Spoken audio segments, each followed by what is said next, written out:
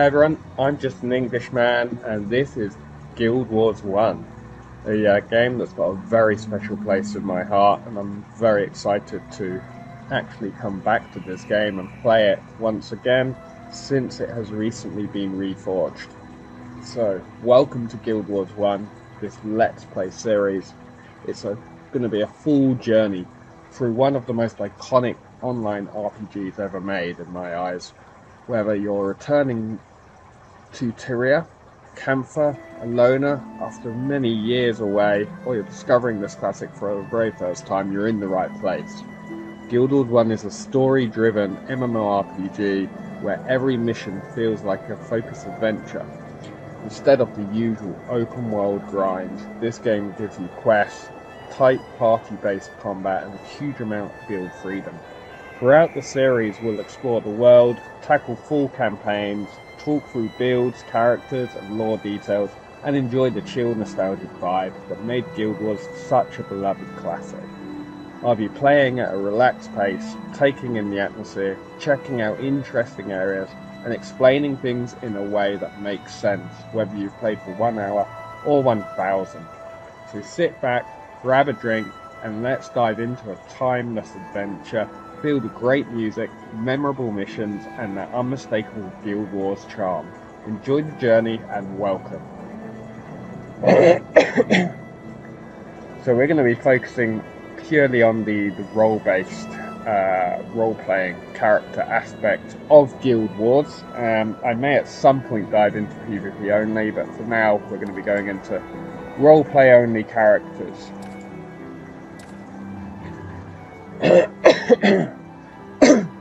That's me. Right, so three campaigns in Guild Wars 1. Prophecies, Factions, Nightfall. That was the order that they were released. You can really play these in any order, if I'm honest, because they are separate campaigns, separate stories. But we're going to go through Prophecies, go through the way that they're released. So Prophecies, Factions, and then Nightfall last.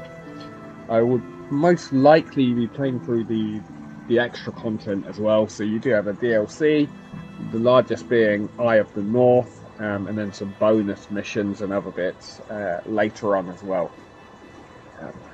So just to give a quick summary of these different campaigns and what they are without giving away too many spoilers. Prophecies follows your adventure, your journey across the war-torn kingdom of Ascalon, a once proud human nation pushed to the brink by a monstrous invasion. You begin as a young hero caught in a desperate struggle for survival as the land falls to ruin. As you travel west and beyond, the story shifts from a grounded tale of loss to a sweeping fantasy epic involving ancient prophecies, forgotten powers, and a looming cataclysm threatening the entire continent. Along the way, you meet key figures like Prince Rurik and the aesthetic monks of the Shining Blade, each embodying the world's hope or tragedy. Prophecies is slower, more exploratory, and richly atmospheric, built around pilgrimage, discovery, and the fight to reclaim a broken world. I feel like Prophecies is very much focused on, very much inspired, I should say, by Europe and the West. So the architecture, the environment, the music, the people, all inspired by European culture and the West. If I had to give a short version of what Prophecies is, I'd say, in a nutshell, Prophecies takes you through a collapsing kingdom into a continent-wide quest to stop an ancient disaster.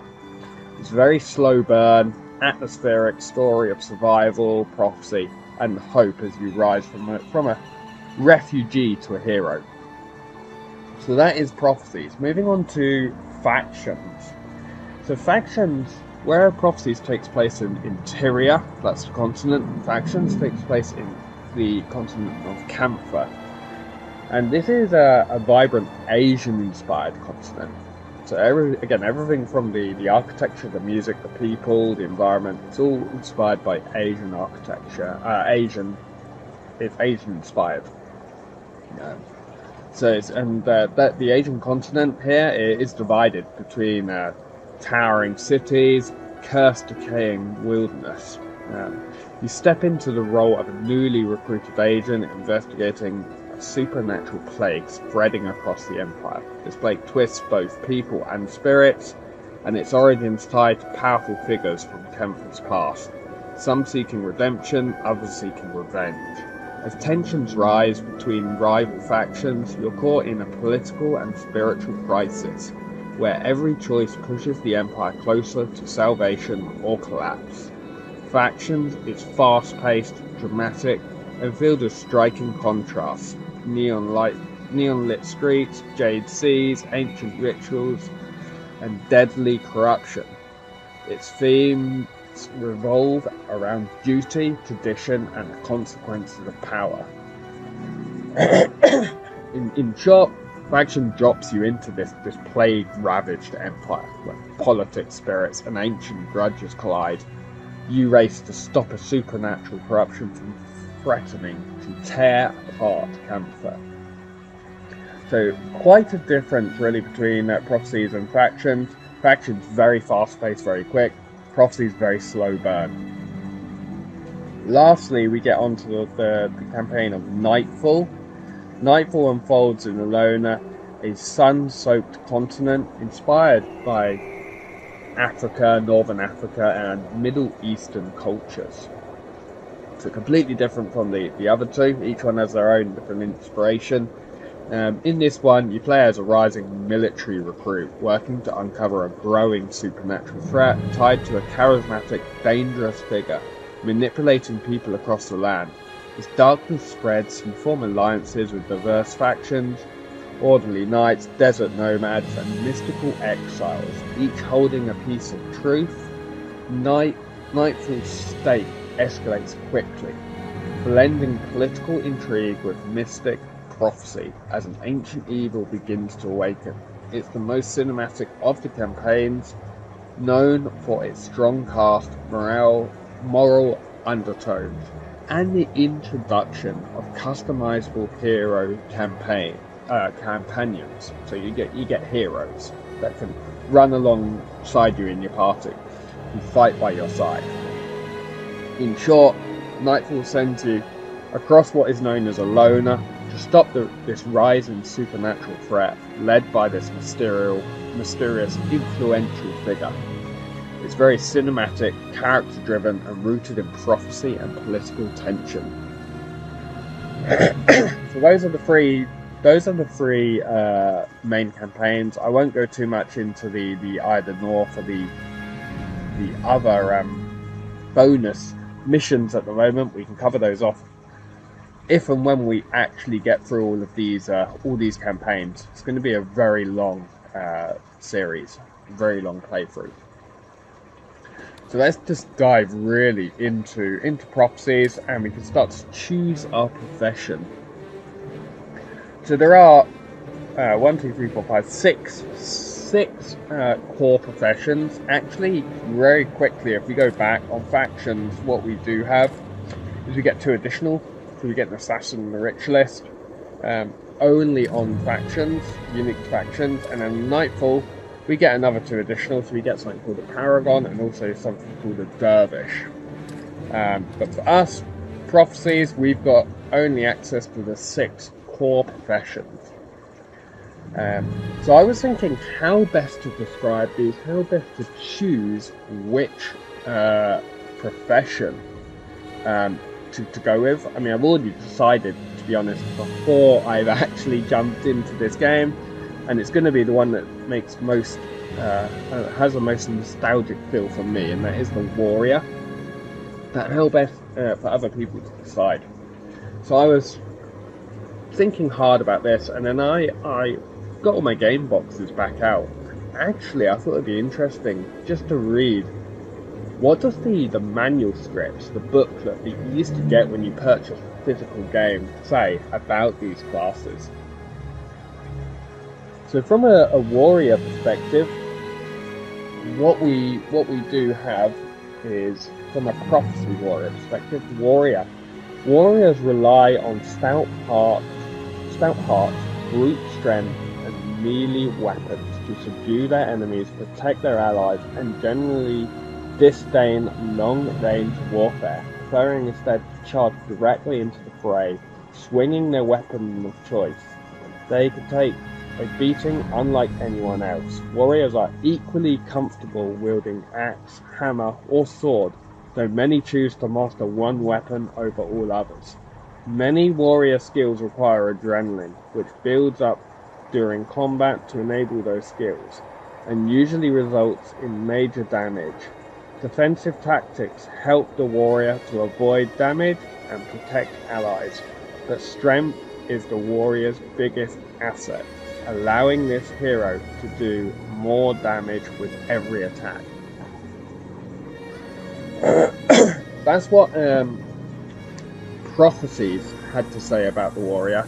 If we were to jump, say, to factions, because obviously each summary is updated, faction says, those who choose to follow the path of the warrior have chosen the profession dedicated to up-close and personal violence. They love every minute of it. The warrior is the classic hack-and-slash fantasy hero, tough, strong, and expertly wielding melee weapons on the battlefield. In other words, what many MMO gamers call the tank. Warriors are masters of the axe, the sword, and the hammer, though most focus on one weapon over others. With their heavier armor and higher hit points, warriors can soak up the abuse that other characters in the game can handle, and give other professions in the party such as rangers and elementalists the distance needed to make use of ranged abilities. Many warrior skills are powered by adrenaline, a special power pool generated as the warrior fights, instead of energy. This means the warrior, already a profession with low maximum energy, will still have plenty of skills to use when energy runs out. A warrior's tactic skills are often defensive in nature and help the warrior both protect and lead his troops. Strength is the warrior's primary attribute. Greater strength lets the warrior improve all strength-based skills and more readily pierce opponents' armor. So that's what Factions has to say about the warrior here.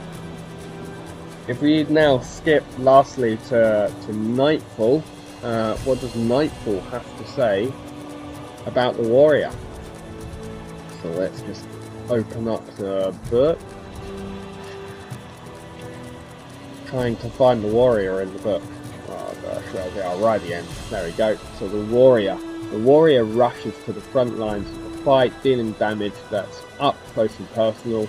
Wearing heavy armor, these soldiers can endure massive amounts of punishment, armed with brutal melee weapons. Hack and slash heroes dish it out as well as they can take it.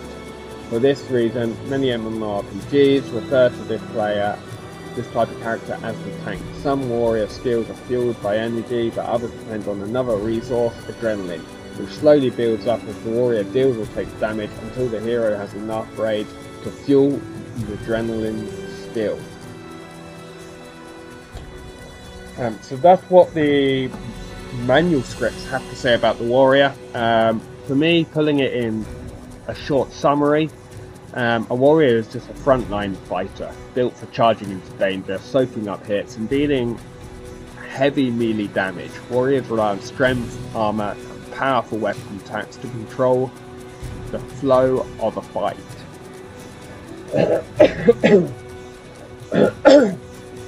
So if we dive over to the next one, which is going to be Ranger.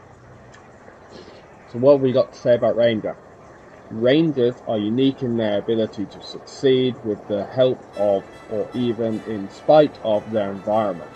Nature rituals allow them to manipulate the environment to hinder their enemies or borrow the very power of creation to heal and aid their allies. They favour long-range combat, the bow being their weapon of choice, and can be especially effective from elevated locations such as bridges and cliffs. They are the only profession with the ability to charm animals, which then accompany them on their travels and assist them in battle, gaining experience and levels over time. Rangers are also blessed with survival skills that help keep them alive.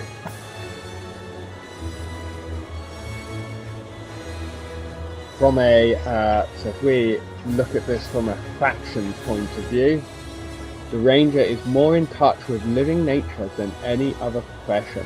Whereas the Elementalist harnesses and tames the power of the elements, the Ranger lives as one with life in all its abundance, and utilizes unique survival skills that come from this connection. Rangers can perform natural rituals that manipulate the environment to hinder enemies, or draw on the power of the wilderness to heal and assist allies in battle. The Ranger can tame the beasts of the wild and command them to fight at the Ranger's side. The Ranger is the master of the targeted distance attack, and Rangers get the most out of ranged weapons like bows. The Ranger's primary expertise demonstrates the benefit of communing with nature. Non-spell skills such as traps or rituals will use less energy the more points you pour into expertise. In a party, the Ranger is often called upon to pull foes towards the group with a well-aimed arrow. Rangers combine effectively with any secondary profession that performs well at a distance. And lastly, we have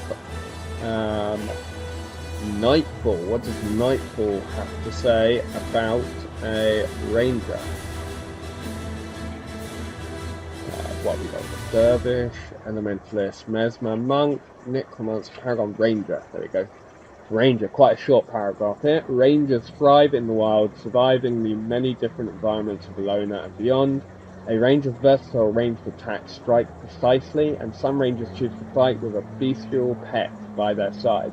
While manipulating their environment to hinder their enemies, Rangers can draw on the power of the wilderness to heal themselves and assist allies. So there we have it. A Ranger, a versatile archer, shoots from range, uses traps, nature skills, and can command animal companions. Rangers excel at picking their targets apart while staying mobile and aware of the battlefield. So next up we have is Monk. So what is a monk? Monks employ a direct conduit to the gods, and the answers to their prayers come in the form of healing and protection for their allies and damage to their enemies. Combined with any other profession, monks can alternate between supporting their party and dealing damage to opponents. Monks enjoy divine favor, which provides extra healing power, while their healing and protection prayers help to keep their allies strong and healthy. Smiting prayers, on the other hand, call down divine anger on enemies, exacting holy damage that ignores armor.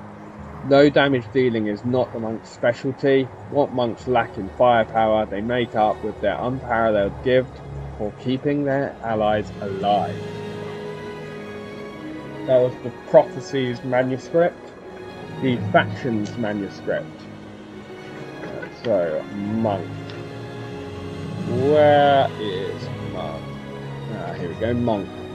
The monk can speak directly to the gods Tyria, opening a conduit for divine magic that can heal and protect allies in battle or unleash holy power upon the monk's enemies. The monk connection to the gods is illustrated in the primary monk attribute, divine favor, which grants extra healing ability and makes monk skills more effective. Monks often choose to focus on one of the other attributes. Healing monks build up healing prayers attribute to revive allies and mend their wounds. Smiting monks put points into smiting prayers, which inflict damage on foes and work especially well against undead enemies. Protection monks pump up the protection prayers attribute and use magic to prevent allies and themselves from taking damage in the first place. The monk is the definitive guild wars support profession, and will probably never have to wait for a group invitation. Combined with a secondary like warrior or ranger, monks can be quite effective when it comes to hunting enemies.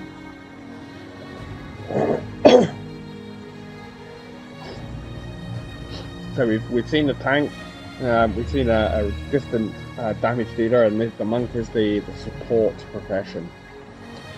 So from a Nightfall perspective, it says the monk is a personification of divine grace, a conduit between the power of gods above and the conflicts on the battlefield below. The monk's connection to the gods allows this hero to heal and protect allies while smiting enemies with holy power. Monks are often popular as a support profession in a group. They do their best work assisting a capable team of heroes. Most prefer to stand behind a wall or melee fighters, since this profession isn't as good at frontline fighting as a warrior.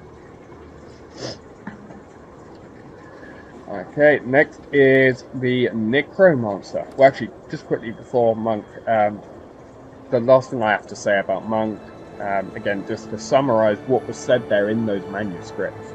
Monk is a dedicated healer and protector who keeps the team alive with powerful restoration and defensive magic.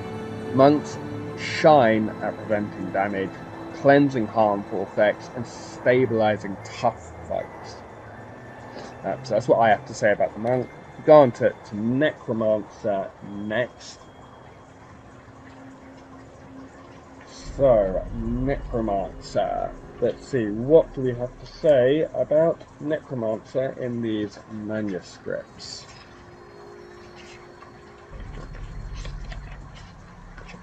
Where is that? There we go. Necromancer. Necromancers are masters of dark arts, calling on the spirits of the dead, even death itself, to overpower enemies and assist allies. In sacrificing health and taking curses and diseases upon themselves, they can do large amounts of damage to those foolish enough to oppose them. Dead and dying enemies become unwilling allies in their hands. Necromancers have the singular ability to absorb energy from an enemy's death and can raise a fighting force from the corpse of their foes. Curses, which often cost the Necromancers dearly, exact an even greater toll on enemies, who find that their enchantments and healing skills are rendered useless. Due to the sacrificial nature of their methods, Necromancers must practice patience and self-discipline to survive. That was a Prophecies description, a factions description. The Necromancer wields the fury of the Netherworld and inflicts it upon enemies foolish enough to stand in the way. The dark arts of the Necromancer, curses, death magic and blood magic, usually take a toll on the user by forcing a sacrifice of health, but the harm that befalls a Necromancer's foes in return makes this a small, if painful, price to pay. Necromancers can command the corpses of their enemies as deadly foot soldiers using death magic, while blood magic drains health from foes and transfer it to the Necromancer. Curses hurt the Necromancer, but hurt the Necromancer's opponents even more by sapping enemy enchantments and healing abilities. Necromancers keep their energy bars full with soul reaping, the primary Necromancer attribute, which feeds upon the death of others. The Necromancer requires patience and discipline to master. And lastly, the Nightfall description. The Necromancer holds power over death and the undead. Soul reaping, curses, death magic, and blood magic, each of the dark arts require occasional sacrifices of blood and health. That's often a small price to pay for the havoc that results. Necromancers require patience and discipline to master, but effective exploitation of the living and the dead can have devastating results. Necros fight alongside some of the greatest heroes in the world, but anti-hero might be a better term for this profession. Necromancers gain their power and strength from the suffering and untimely demise of others.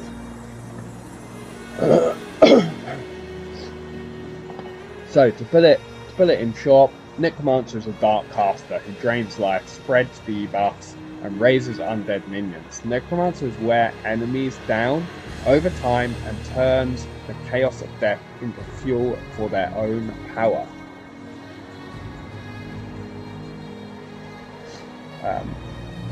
Next we're going to go on to Mesmer. Mesmer is a really interesting class, actually. It's a class that I've never seen in any other game. I've never seen a Mesmer or a Mesmer type class work in the way that the Mesmer does. So what have we got to say about the Mesmer? Like Prophecies says, Mesmers are masters of illusion and control, subverting the enemy's energy for their own use and that of their allies. Combined with any other profession, their skills provide excellent support, turning the enemy's powers against them and changing the very fabric of reality to hinder foes and help allies. Mesmers have the ability to cast spells quickly, which can make all the difference in the heat of battle. Their powers of domination allow them to take control of enemy skills and energy. Their unique illusionary talents can slow or even halt enemy movements and skill casting, or cause imaginary illnesses that drain health and energy from foes while healing and energizing allies. While Mesmers are not known for brute strength, their ability to confuse, distract, and drain the enemy resources more than compensates. Certainly does. Mesmer is currently in the meta, very overpowered. You know, once you understand how to use it. So, Mesmer in factions. The Mesmer is not content with living in reality. Mesmers prefer to create their own realities. Mesmers are the mental masters of illusion, control, and domination, subverting an enemy's energy for their own purposes and supporting the entire party in battle with powerful mind-bending magic. Domination skills put Mesmers in command of foes' health and energy, while illusion can inflict damage, slow, or even halt an enemy and drain away the powers of those who oppose them. The Mesmer can call on inspiration to steal energy directly from the opposition, and the primary Mesmer attribute fast casting works just like it sounds. You can sling your spells at a much higher rate than any other profession. The Mesmer is a powerful damage dealer, support player, or both. They should usually avoid the front lines but turn the tide of most any fight in seconds. And then lastly, from a Nightfall perspective, Mesmers are masterful manipulators, bending reality to their will with illusion-inspired and domination magic. They subvert the energy of rivals, counter spells cast by their enemies, and disrupt their foes. The Mesmer works equally well as a damage dealer and support character, but using some of this profession's abilities require some planning. Many of the Mesmer's most powerful skills punish an enemy whenever that foe uses a certain skill type or attacks, either by inflicting heavy damage or leeching energy. So there we have it. The Mesmer is a mind-bending trickster who disrupts enemies with illusions, interrupts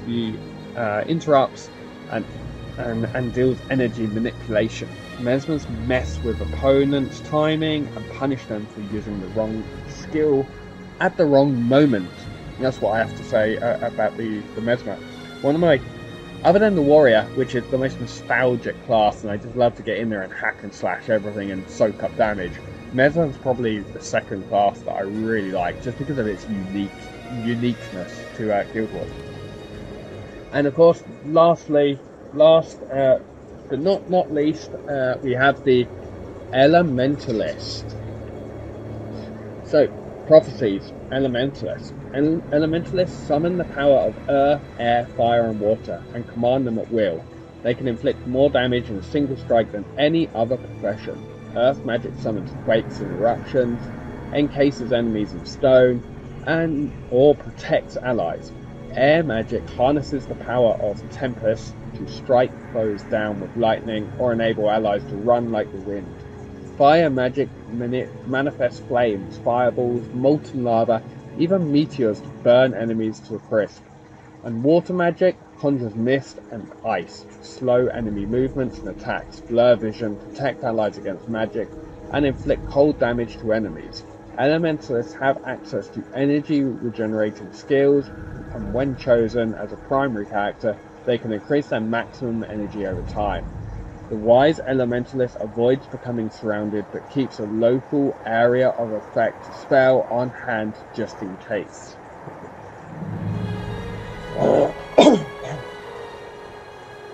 That was the Prophecies description. The factions description. We can find it. There you go, factions description. The Elementalist commands the 4 elemental forces: earth, air, fire and water. With magic derived from the very foundations of nature itself, Elementalists can inflict more damage to a single strike than any other profession. Earth magic triggers quakes and volcanoes, envelops foes in solid rock, and can add to the strength and stamina of your allies. Air magic is driven by the power of storms and light, granting allies greater speed or targeting specific foes with a focused high damage attack.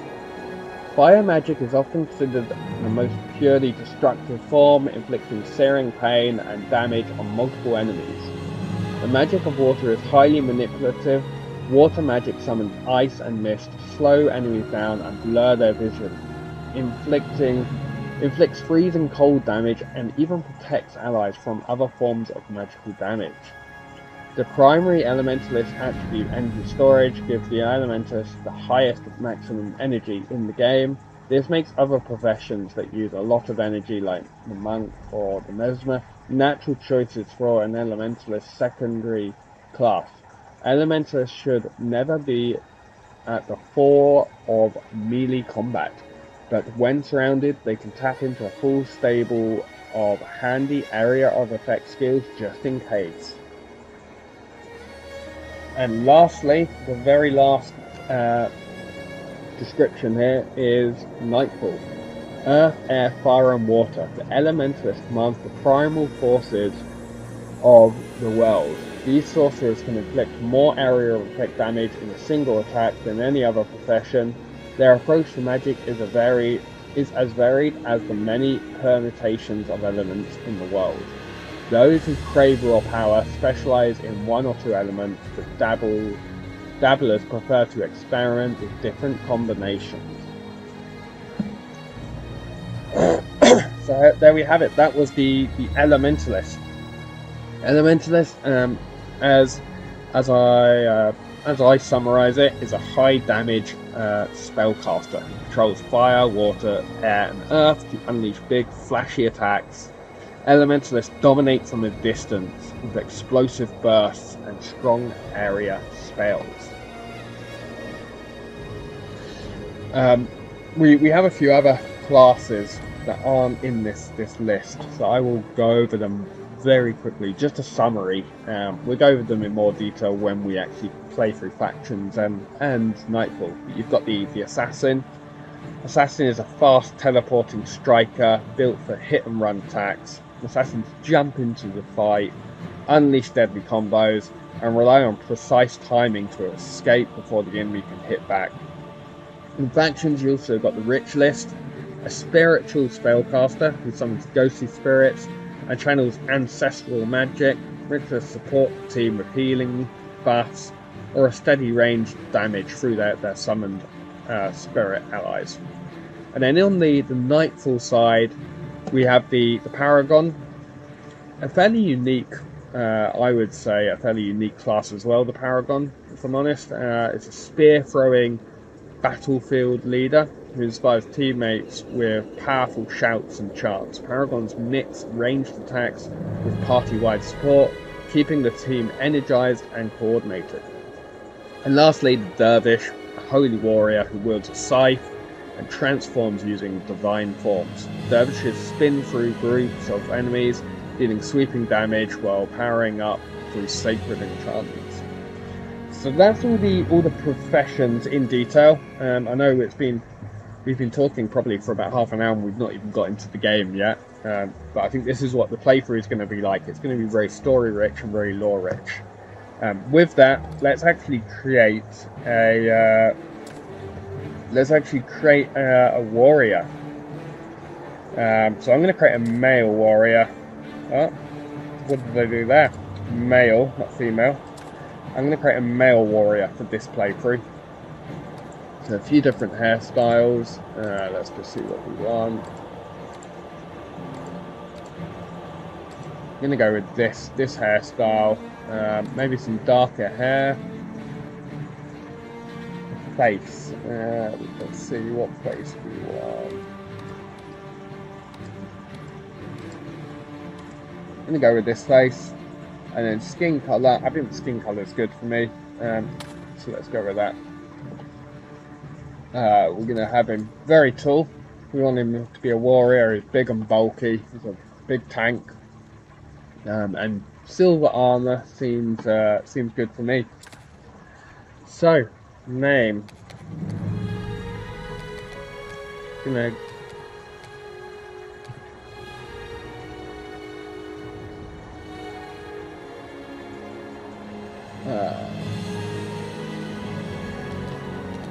I think I've spelled that correct.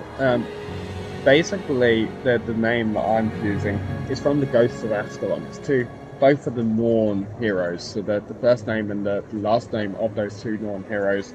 I thought it would be good to mix that in. If you've not read Ghosts of Ascalon, I would highly recommend it. It's a really good book, actually. Although I haven't played Guild Wars 2 that much. Yeah, it takes from Guild Wars 1 and also from Guild Wars 2. Yeah, really good.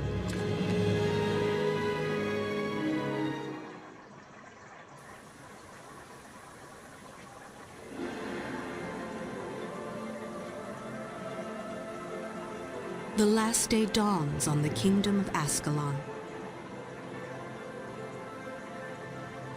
It arrives with no fanfare, no tolling of alarms. Those who will remember will speak fondly of the warm morning breeze.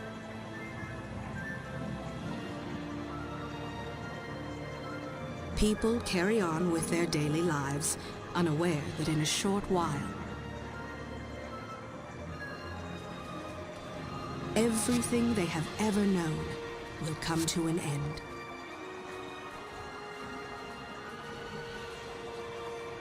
Scribe? Yes, my lord. These Char are relentless, but we shall hold the wall at all costs. Yes, my lord. Take this message to Sir Titus. Go forth and recruit the strongest, the smartest. Bring to me the bravest in all of Ascalon. Find me the heroes who will lead our kingdom to glory. As you command, my king.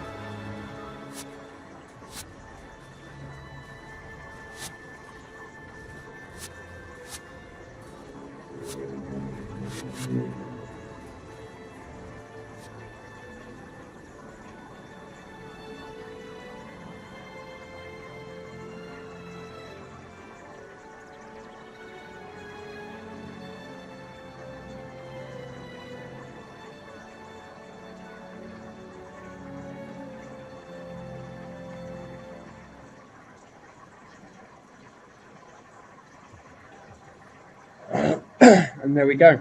First outpost, Ascalon City, in what's known really as Pre-Searing, which is a tutorial area. So that is all for today.